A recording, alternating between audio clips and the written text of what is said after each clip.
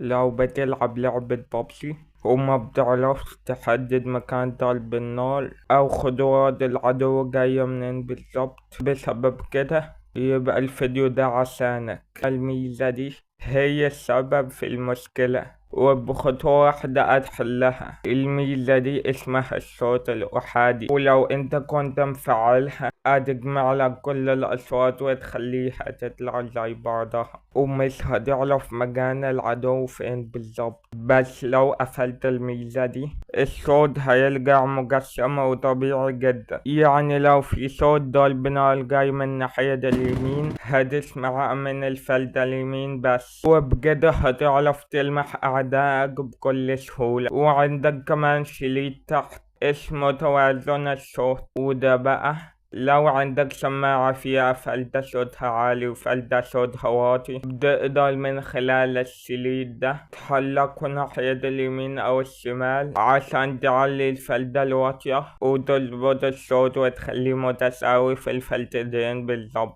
لو الفيديو ده عجبك ما تنساش تعمل له شير عشان الكل يستفيد.